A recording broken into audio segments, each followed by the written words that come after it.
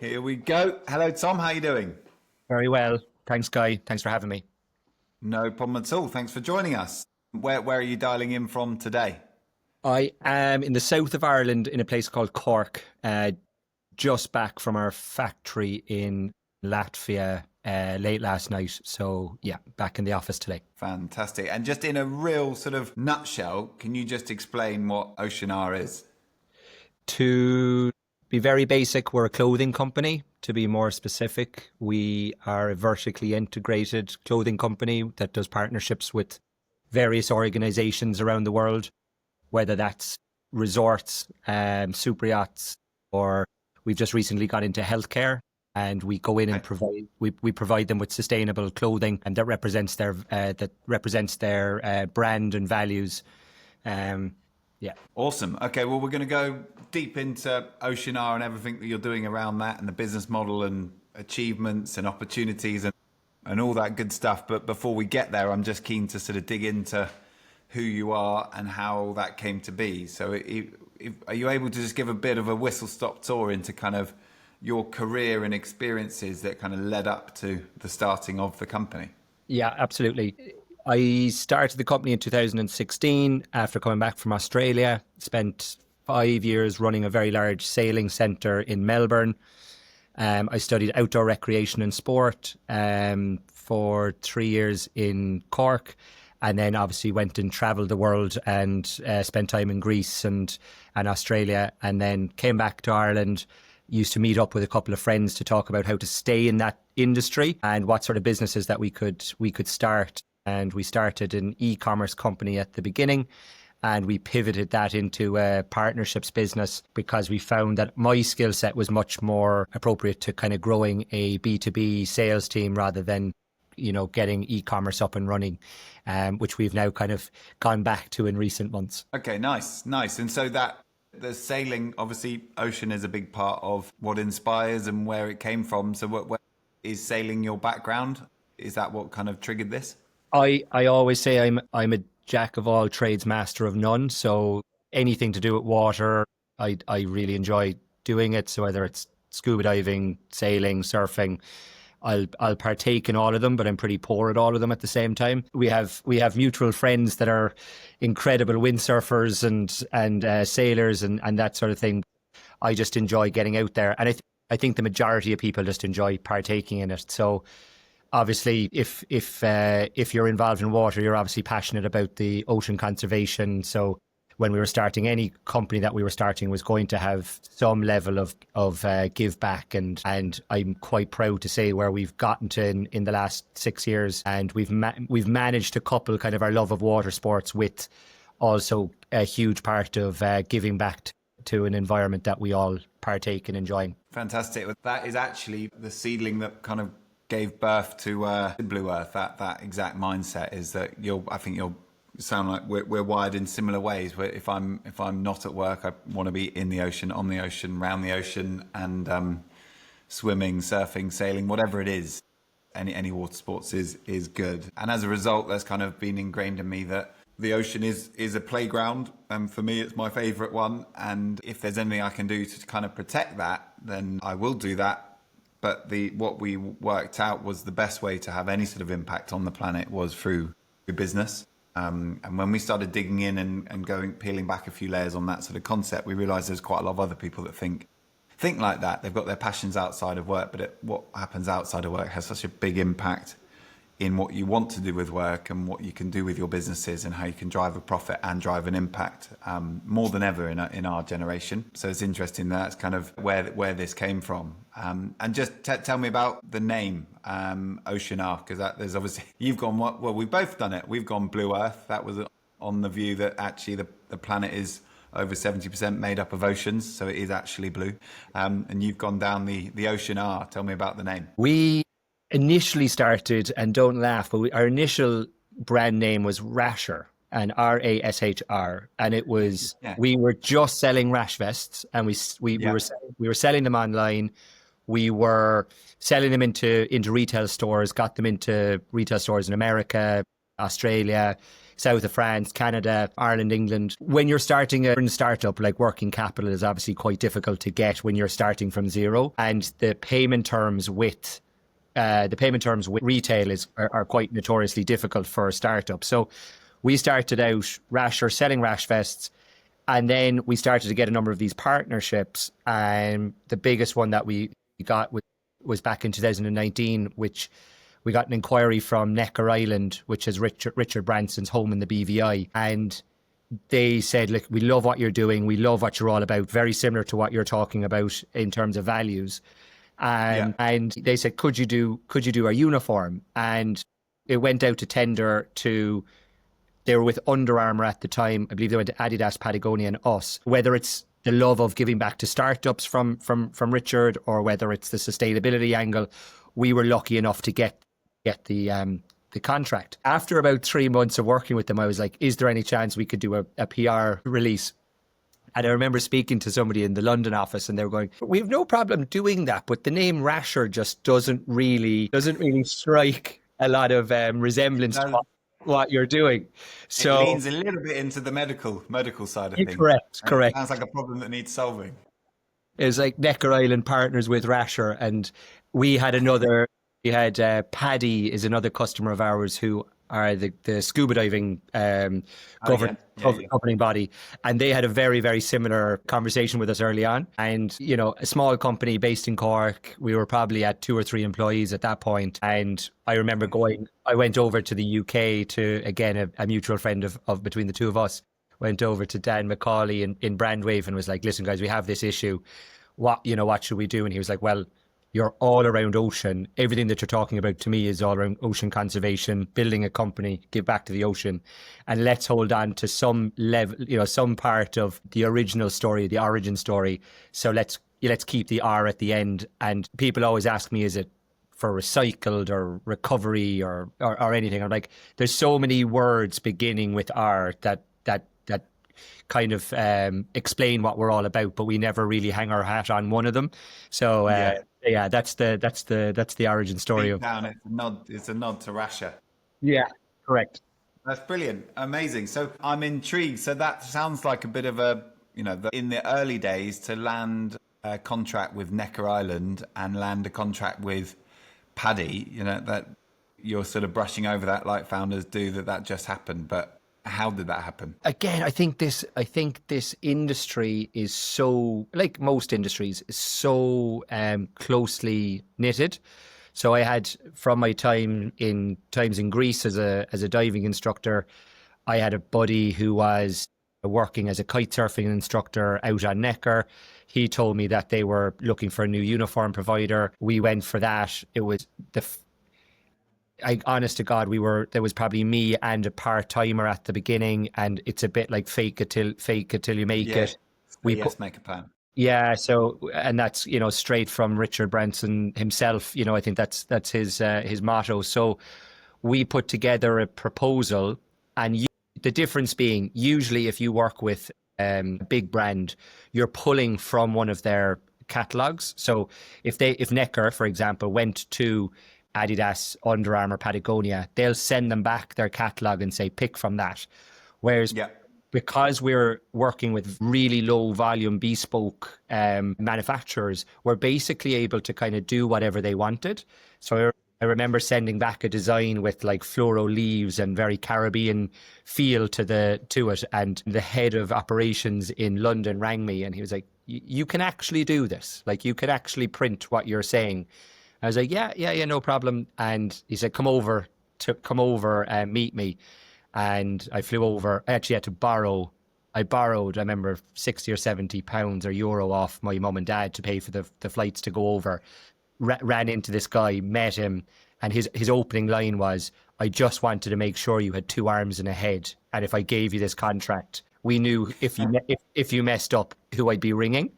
And I got a phone call about 2-3 months later, just being like, listen, want to congratulate you. You've been successful. And that was like 5.5 years ago. And we've been working with them ever since. I was out there last year. It's absolutely incredible. I think a lot of the brands that we work with, we probably have about 300 organizations worldwide that we work with at the moment. And in many of the early ones, we rode the wave of COVID. We rode the wave of like really difficult supply chain troubles with in a global sense. So you end up building quite like lasting relationships. I think when you respond to the challenges or the hurdles that you've had, it's all very good to say, you know, it's all plain sailing. But when things get difficult, I think that's when your customers really judge you. Yeah, So definitely. I think we respond quite well to adversity. And even now, if the sales team come back and said, you know, we've had one of our customers get a product or an order and they're not very happy with it, I'm like, this is your chance to really show them what you're going to do for them instead of burying your head in the sand. So, yeah, it's been a roller coaster as every business has been. But I think my skill set that I've learned over the years is probably relationships, and we're a very transparent organization. I'll go and meet people and put them, whether it's, you know, the CEO of Virgin's Virgin Limited Edition is the group that looks after Virgin. You speak to them as equals and we build rapport with them. And then, like I said, we just try and be open and transparent, and that gives a good it gives a good atmosphere for the customer. Definitely, yeah, couldn't agree with that anymore. So you've been supplying Necker Island. It feels like that was the sort of, you know, you don't sort of fall upon luck. You earn your luck. You had a network, you had a product, you put it out there, and you had sort of friends that put you into the right space, and then you battered away the big brands, came all the way through, and you've landed that contract. Feels like, correct me if I'm wrong, but that actually has been something that you probably were able to ride off the back of, and then go into the next client going, well, we're good enough for Necker Island, and Richard Branson and his team. You know, that stamp of approval was something that you were able to use as validation to win the next piece of business. 100%. And I have a line in the office that we challenge your assumptions. So everybody in life makes assumptions, and there's no reason why they should be right or wrong. Sometimes it's important to make assumptions, and sometimes you really need to question whether the assumption that you made is correct. So it's funny now, but at the time, we would have had that first hire, and a girl that's still with me, and I would have given her like you said, we've just closed this deal, go and ring every single private island in the world. And Necker is seen as the benchmark. Like, people get headhunted from Necker all of the time to go and then, you know, make it like Necker. And the assumption that we made was, when we ring and we tell them, you know, we've just got this amazing deal, it's incredible, that everybody wants the same products that Necker had. So we quickly started saying, you know, we've closed this amazing deal, and they're going, oh, that's great, you can do our uniform. And again, a learning curve over the last couple of years is, if you're ringing 6-star luxury, they don't all want to be like Necker, which is, I call it barefoot luxury. Right. You know, Richard literally walks around in a singlet and a pair of swim shorts on the island, and so do the staff. They've got a polo shirt and board shorts and are walking around in flip-flops. Whereas when you're ringing the Ritz-Carlton in the Maldives, they've got like proper bellboy outfits, and it's, you know, dicky bows and stuff. So we quickly started getting loads of inquiries, and we were going, oh, we've just built this €2 million pipeline. But there's a very big difference between tailored uniform and I've now renamed it kind of, we do custom beachwear. So we'll ring a Fairmont in Bermuda and be articulating it to him, instead of saying we can do all of your uniform, it's, you know, we can do your pool staff uniform. And the thing that they love doing now is really leaning into that partnership. So they're all crying out for sustainability stories. They're all crying out for great partnerships. So we're saying we can design these products for you with a sustainability story. They then take that. We give them in-room marketing message or in-room point of sale or displays. They could do the same with their retail shop, where they basically have custom collection made by OCEANR, but they have all the marketing material around it in display in that space. So it really is a feel-good factor for the guests, but also for the staff that are working there, that they can see that their organization is partnering with somebody who's doing it the right way. And that spans... Just to dig in on that, just break it down on kind of what makes your product and service better than the others in the market that then, that enables the staff to put on your uniforms and feel better about it? Just For sure. deep dive, because I'm sure that's stuff that, is ingrained in your mind, but actually there's probably quite a lot of depth in it. Yeah, I think I got quite a lot of. I felt quite overwhelmed when we started because you guys are very eco-focused and environmentally focused, but you're nearly damned if you do and damned if you don't. So it's like everywhere you turn, there's this huge obstacle, and there's a huge amount of people kind of waiting to jump on, on the bandwagon of going, oh, we caught you out, and you're not doing it the right way. So I ended up quite quickly going, okay, how do we start chiseling away at how to do it the right way? Because you can't just open your door tomorrow morning and be doing it all the right way, because it comes with a cost. So we've now broken it down into 3 pillars. We do people, product, and planet. And my argument is that there's no point in making things from eco-friendly materials if the people that are making them are being treated unethically. So we acquired our factory in Latvia in 2023 for the sole purpose of looking after the people that worked there, and they were an incredible small business when we took them over. But we started to have things like the Christmas parties like you would have in the UK and Ireland, and they've never had that before. So you have these seamstresses that are, just I would say run-of-the-mill seamstresses for the last 10 years are now being brought out for like a 3-course meal, given healthcare, being paid above minimum wage, and it's seen as one of the better places to work in Latvia. And we have a waiting list of seamstresses to actually join. We then go into product. So we do a full life cycle analysis on all of our garments, which it has a QR code. You scan the QR code, gives you carbon consumption, water consumption, the amount of people that are involved in the manufacturing process, how many miles it's traveled. We then only work with eco-friendly materials, whether that's recycled polyester or nylon, or we've done projects with hemp or seaweed or organic cotton.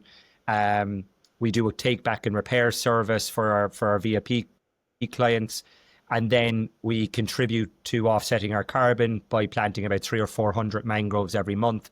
And then we have, with the Ocean Connection, we partnered with a non-for-profit called Plastic Fisher to remove about 25,000 kilos of ocean plastic every single year. We try to span everything, and like I said, it's incredibly difficult. And we managed to get our B Corp about 1.5 years ago now, which is great when anybody's up, kind of questioning whether you're doing it the right way. You can kind of go, listen, take all of what I just said, and if you believe me or not, B Corp have come in and evaluated all of that. So it's an ongoing process. It's an ongoing process for sure, but we're a long way down the path.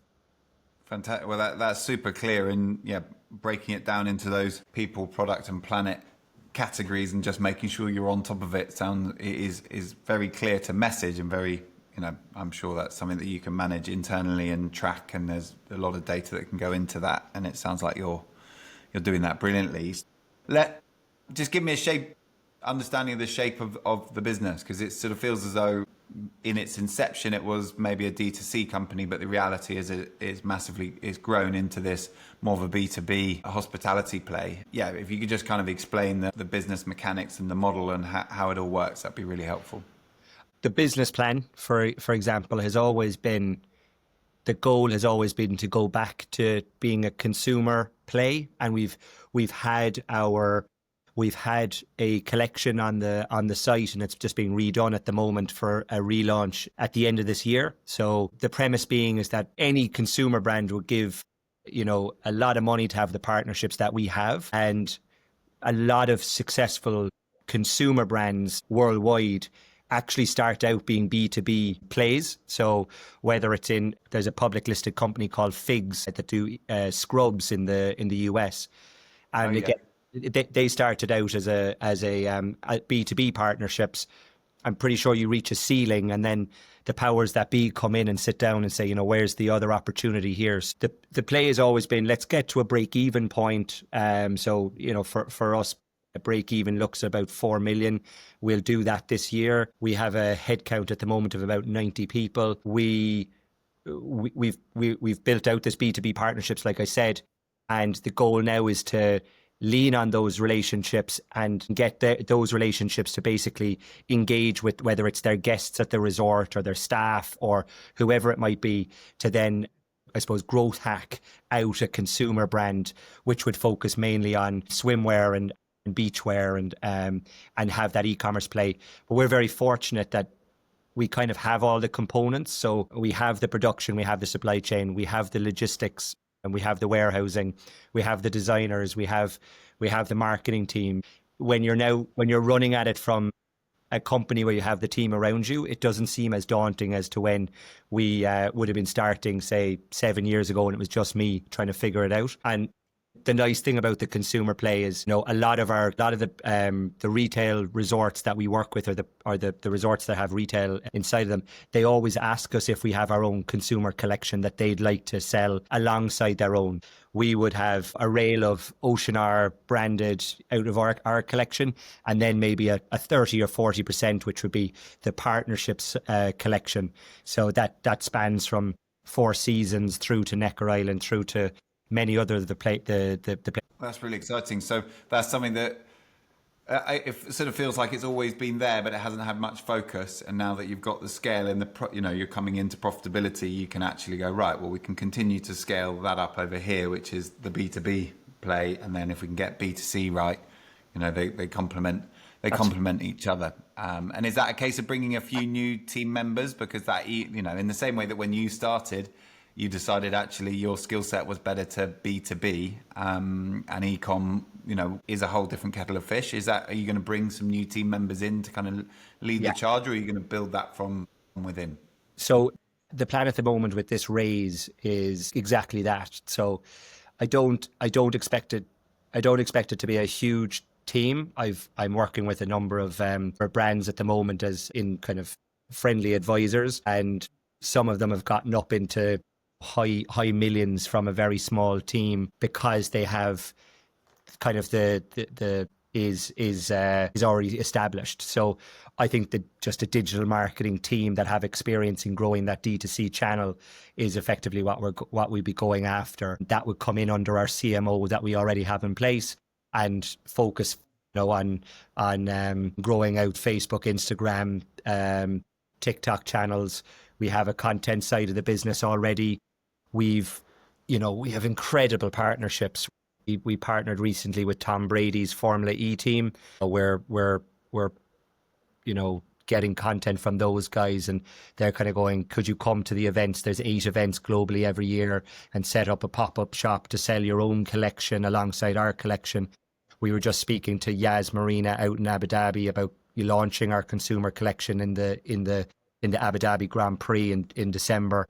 We're getting pulled because of the sustainability elements that I've just spoken to you about into all of these incredible partnerships. And we just need the capital, I think, right now to be able to really make the most of it, to not do it like a startup, to do it like a proper, entity, and grow it for the next, 3, 4, 5 years. Yeah. And just on that, so there's no doubt that your product is clearly very high end, very high quality with all the right sustainability credentials in there. So the way I always break down and look at these businesses, and when we're reviewing them and looking at who can come in as a member we don't accept everyone in. We want to have a portfolio of business solutions that can genuinely transform the way the world works and disrupt markets. So we've got to make sure that it all adds up. And the bits we look at are, is the product and service better than what already exists? It feels as though you've got that. You've got a major tick in that box. Is it commercially viable? Is the other, which I'll come back. So that's kind of, is there a business model that's going to enable profitability? I think you've clearly, you're on that path. So there's a tick there, but I want to dig in on that. Is there a team that has the experience? That sounds like you've been building that up over the years, and you've kind of found your product market fit, and now you can kind of roll it out. And then, is it better for the planet? And definitely tick in there. But just to come back to that commercial viability, how does your product offering compare cost-wise? Are people willing to pay a little bit more, or have you invested in a supply chain that's more traceable? You've invested in, it feels pretty unique that you own own your factory, has that enabled you to kind of have more control on costs and manage that, or are the end customers willing to pay a little bit more for a better product and a better service? And I'll give you a mixed answer. And transparently, it depends who you're speaking to. So the boutique resorts where you're dealing with a head of operations and you're very, very high up, and maybe it's a family like Branson and those guys who are very, very passionate about this. You can probably include that across all of the luxury islands that are independently owned. Let's put it that way. We don't seem to have an issue. And same with kind of super yachts would be something similar. They're just excited to get something that's very custom, that's very sustainable, great story. Again, they're kind of benchmarking off retail price points. It's funny which industries benchmark off retail price points and which ones don't. You have, and I give you the example of Helly Hansen. You know, everybody, it's such a big brand in Ireland in particular, or such a big brand in the sailing in industry, that they have a huge corporate play where you can buy Helly Hansen jackets for your staff and there's, you know, you put your logo on it. But people go out and partner with Helly Hansen to do that. But they're seeing the price point in the store as being let's say £110. And they're getting the VAT off and maybe a small discount of 10% for 100 pieces. If you then go to a procurement guy and tell him that, you know, he has to go and get, 100 jackets, he doesn't see the retail price point. He's working from manufacturing plus a margin price point. So we get sucked into so many different conversations. And whether if it's, like I said, operations, marketing, HR in these independently owned places, there's no problem at all. You then go into procurement in a global chain. You know, if I speak to, let's say, the Ritz-Carlton globally, it's now a procurement play, and we're talking about cents rather than retail price. And we've seen this hugely when you go into healthcare, the luxury that's afforded to a hospital to go and spend big money on scrubs that are basically given to healthcare workers to use and abuse. You know, they're really looking at the bottom line. So we basically boldly say that we want to work with the top 5% of the market, and the top 5% of the market is absolutely enormous. You know, you're talking, 220 million is kind of 5% of this eco-friendly luxury activewear market, and we want to own that space. And when we kind of get pulled into the tender process, or we get pulled into the procurement processes, I'm very quick to kind of go out to the sales team and say, listen guys, it's probably not our fight. If they want to put us into the marketing team about having a partnerships with the Atlantis Dubai in about doing all of their lifeguards, like, it'd be a great partnership for us because it's in front of the right people. They'll get a good discount, but they'll lean on a product that is superior to getting it off a Far East manufacturer. So it should be a win-win. Some people see that and some people don't. Back, you said something about kind of scaling and how to grow the company. One of the big learnings that we've had recently is we really need to tighten our product offering. So anytime we spoke to somebody that was interesting, the opening line was, we can kind of do whatever you like, but then you have to have a team that can do the R&D, do the sourcing, do all of it. And that team got absolutely enormous. So we're really now starting to operate on a much leaner model, which every industry in the world does. I can't mention or think of any industry that offers fully bespoke. So we will define let's say we have 15 fabrics that we can have, and the customer has to pick from one of those 15 fabrics. We have templates of, let's say, 40 products spanning 3 or 4 different industries, and then you can change the artwork, the colors, the logos, and all that sort of stuff. But initially it was, you can do whatever you like, and that was starting to break the system. So lean it down with the ambition to scale that. Yeah. And you touched on it there, industries, and you just mentioned sort of scrubs in the medical sector. It's, up until now, you were definitely talking about the sort of hospitalities, super yachts, and everything that's linked to the ocean. Is that a sign of things to come, that you are actually expanding into other industries where uniforms are a big part of it? Yeah, so we get get pulled into like every different industry. So construction, healthcare, Arctic expeditions, hospitality, super yachts. Every industry wants to be more sustainable. The challenge we have, I think, is mainly because of the brand name in terms of OCEANR. A lot of industries, if you're a massive major construction company, the idea of partnering with OCEANR probably doesn't resonate majorly with your internal stakeholders, whether it's your staff or whatnot. So if we're having that conversation, I'm like, you don't need to talk about OCEANR. You can still do the right thing and pass that marketing message on to your staff, but we don't need to be front and center in that collaboration. So we just recently did a set of high-vis jackets for one of the largest construction firms between the UK and Ireland. We look at rolling out that high-vis jacket that gives back to removing 1 kilo of ocean plastic. Again, a great marketing play, a great feel-good factor for that industry. One of our biggest deals in the company's history is an ongoing relationship with an Arctic expedition company, where we designed and manufactured a Arctic jacket.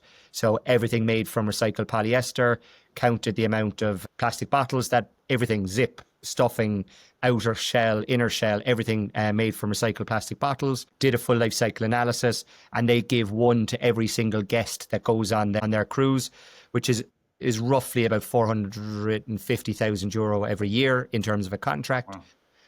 We just signed up one of the leading private hospital clinics in Dublin, which was our first in the healthcare space. We will do 8 different departments. Every department gets their own color. They get their own, obviously their own branding, everything. And then the bit that they like is that they are literally the top private hospital clinic or healthcare clinic in Ireland. So they really want to lean into the partnership. We're being ultra sustainable, but we just want to find more of those. We now have the supply chain. We have the products.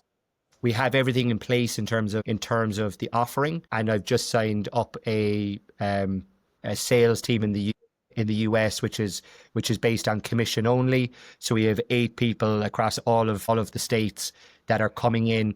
They have an online catalog that looks at beachwear, healthcare, and teamwear. They will just take the online catalog, go out to their network, meet people, identify the products that they want. Our internal team will do the designs for them. Then they go back, have that relationship, have that sit down, and then we have an app our own app, the OCEANR app, where they can put in their order through the app, comes straight through to production. It gets produced and sent directly out to the customer. So all of the foundations are in place. It's now focusing on sales and marketing. Fantastic. So it really strikes me that you've become a sort of go-to uniform brand. Where you can guarantee the sustainability, you can guarantee high quality, you can guarantee the sustainability credentials. There's a story that sits behind it, and you can you're more agile than a lot of the others, that you can kind of build to an extent a bespoke solution for any client. And actually, there's a crazy amount of industries that still have uniforms, and that is your market. And then alongside that, as that grows, that enables you to kind of increase supply chain. So you've got the D2C piece that can potentially build. There does, I guess, has anyone questioned going, well, why would you even go down, if the size of the market that is there for this B2B approach, that you've clearly worked very hard, you've got a strong foundation, you've got the supply chain, you've got the app, you've got the tech, it's all very, very traceable. Why would you, is it not easier just to continue pushing in that direction? Yeah, I'll give it a roundabout answer. So every single is a bit brash, but the majority of consumer brands have a B2B play. So whether it's Pangea, Patagonia have a corporate group sales. Helly Hansen, Musto, all of these brands, all these consumer brands, they have a B2B play. So we're not doing anything differently. We've just started probably on the B2B side, and we'll launch the direct to consumer the other way around a bit later. And I argue that it's probably a bit easier. We're now, like I said, you're a profitable organization. You have your team established, but more importantly, me putting a hang tag we produce about 10,000 garments every month, and me putting a hand tag on every garment or a postcard in the cornstarch poly bag that we have, that says, follow us on social media, and here's a link to our website where you can buy our product. If we're getting in front of 10,000 people every single month already, the opportunity is enormous, and that any other consumer brand would give a hell of a lot of money to be able to do that from the get-go. The bit, again, I think, going just to answer your question, sometimes you don't have 35 minutes to sit down with people to articulate the partnerships bit. So, people understand if you say you're a clothing company, they understand clothing brand. You are a brand, you're a direct-to-consumer brand. If we're trying to articulate to people on, in 30 seconds or 45 seconds what you are, it's quite tricky for people to understand it, because the first question that comes back is like, oh, can I buy a t-shirt? And you're like, no, you can't actually. But you said you're a clothing brand. Can I buy 1, 2, 3, 4? And you're kind of going, no. So I think in terms of clarity for us internally, and I think more importantly for our customers, if they came on and saw, a water version of Patagonia, and they're looking at that going, wow, what an amazing consumer brand. Oh, wow, they do partnerships. And then they're going, oh, wow, they already work with these, 44 Four Seasons, all these super yachts, all these amazing, like, there's an engineering company here that they've partnered with to do fleeces. Geez, I'd love to be a partnership of them. I think that's much more exciting and much more understandable for the customer, rather than trying to come on and, view, this looks like a consumer brand. They say they do partnerships. Is that for me or is it for somebody else? And it's spanning so many different industries. Very clear, very clear. And just to kind of kick on into the next part, you're getting towards profitability, but you're also raising. So just if you could just give us a bit of insight into kind of how you have funded the business to date, and then what this next funding round looks like, and what it's for. We've done, I'd say, over the 6 or 7 years, we've done maybe 3 raises. So when we started, it would have been a very, very small raise, like 50K. It was backed by Enterprise Ireland. We had another 50K, so we kind of started with 100K. We managed to get some funding in the middle of COVID, and again, we were very appreciative of that person for we brought in 500,000 again with the government backing, but also 250 from a private individual. And I think the most frustrating thing about that was we decided to keep the lights on in COVID and not roll up in a ball. So we effectively took the money, kept the lights on, built our offering, built our team, built our pipeline, but effectively burned through over 2 years, burned through that money. And do you know what? We probably, if we'd rolled up in a ball, we probably wouldn't be here today. So it was probably the right thing to do. We then acquired our factory in Latvia, and we raised about 1 million to do that, with 50% going to kind of working capital, and 50% going for the acquisition. And last year we raised 1 million last year, which will get us through this year. Scale the company, like I said, up to about will be about 4.5 million by the end of this year. But the goal is, like I said, to take everything that we've built out over the last number of years and bring in about 3.5 to 4 million to really give us the scale, give us the give us the runway for kind of a 2-year growth, while we go into the US, work with those sales agents, and really double down into that consumer side of things, which should bring us right up to kind of north of 15 million revenue. Fantastic. And predominantly raising to date, has it been predominant sort of high net worth angels, family offices, and that kind of stuff, with this next round looking a little bit more towards the institutional side of things? We did an institutional fund last year, was our first. Everybody before that was high net worth. Ideally, and the reason why we kind of engaged with you guys, is probably really to look at the institutional side of things that has experience in this industry. It's terrific bringing in the high net worths from kind of like a peer-to-peer support for myself, and probably more, like from a mentoring position. But we're really looking when we go into the direct to consumer, ideally someone that's played in that space before, understands the margins, the levels that we need to get to, and take us on to the next raise, or ideally onto an exit. Okay, that's very clear. Are you clear on the valuation that you're going out with? Yeah, so we raised last year. We raised at 10. We closed at a 10 million round, 10 million valuation.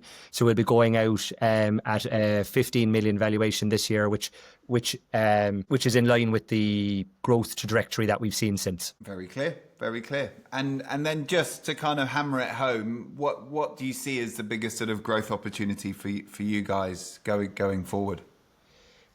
I think, like I've said, huge amount of work has been done, and we've gotten over a huge amount of hurdles. And one of the hurdles was in the middle of the acquisition of the factory. The founder of that factory was a New Zealand guy. He passed away, so a lot of resources, my own time, went into kind of stabilizing the factory in Latvia, while maintaining kind of the Cork office and the sales and marketing team here.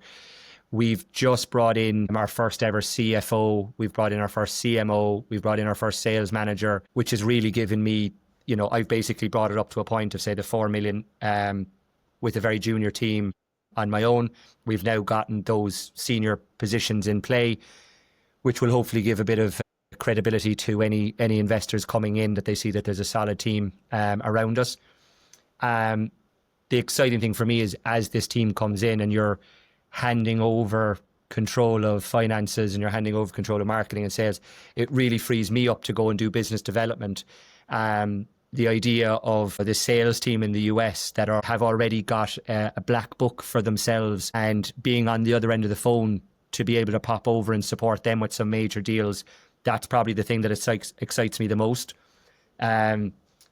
And obviously, if you look at our website and things like that, like I've probably been the creative side of what we've done to date. So I can't wait to see the consumer side. It's probably the passion that I've started out with. A lot of the brands that I look up to, feel like the partnerships that we have, it would be a disservice to them if we're not able to create an amazing worldwide consumer brand that people speak about. So, I'm really excited about that. Awesome. Well, that's very clear. I think we're going to kind of wrap it there on kind of building out the story of OCEANR, but there really is there's a brilliant story that sits within that's kind of inspired by your passion around the ocean and being in it and enjoying it. I love the story of how you won that first account with Richard Branson and Necker Island, starting with the name Rasher. Then I think good choice in changing that, and glad to hear that Dan McCauley was a part of that. He's a really good guy that's been so supportive of us throughout everything that we've done at Blue Earth, and I can see there would be a perfect match there. But you've really you've built in such a smart way, and it does feel like you've got a solid foundation.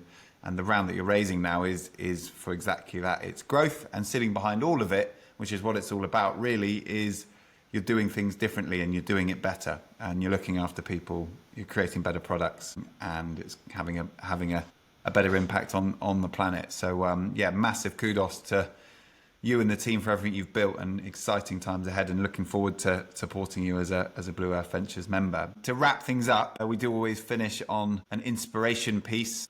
I'm always intrigued by when founders are looking around and seeing other brands. You've mentioned a few already on the call, but other founders and businesses that really inspire you in what you're doing. It might be in a totally different market. It could be quite close, but does anyone spring to mind? The brand that I've always been very envious of, and again, when you're in this space, you can relate to the type of products, because it's like, whether it's activewear or whether it's the printing technique or the, again, when you're in brand and you're talking about the consumer side, the community that they built was, I'm struggling with a second name. It's Simon, but it's from Rafa, the cycling brand. I absolutely, Simon Mottram. Yeah. What they managed to achieve in terms of community, and whether it's, I do, not at the moment, but I used to do triathlon training and stuff like that, and the gear is incredible. people, like the cult following that they built was second to none. My sales manager that I brought in recently is a 56-year-old man and walked in the door with Rafa, and I was like, oh, it's one of my favorite brands, and he was like, I'm obsessed. And I'm going, and then also to be able to get the exit for the level that they got the exit for is yeah, it's very inspiring for sure, and it's something like I said, yeah, great brand. Their ability to have built a community around a sport and a belief and a way of, you know, a lifestyle was incredible. I once was sitting in their cafe in central London, which is one of their sort of hubs. I think I went in there at 8 a.m. for a meeting, which you definitely don't want to do, because suddenly the cycle club comes in and you've just got a lot of people in Lycra at about eye level, and you're there trying to have a serious meeting and they're just funneling through. But it's a beautiful brand. They burst onto the scene, shook things up, did things differently, and yeah, took it all the way to exit by doing it a bit better. So I can see that is a lovely brand for you guys to look at and go, well, what did they do in order to kind of get that cult following, build that community, which you've got that ahead of you of building a community around that ocean mindset, which is bringing it back into your passion. So yeah, great choice. I haven't had that one. So yeah, brilliant to hear that. And thank you so much for joining me today, Tom, and really looking forward to having you at the summit and continuing to kind of push you out there, introduce you to investors. There's hotel groups and hospitality that kind of do attend as well. So hopefully we can get you in front of some good sales opportunities as well. But yeah, congrats on everything you've achieved. And yeah, no, really appreciate it. Yeah, appreciate it. Thanks, Guy. Cheers, Tom. See you, bud.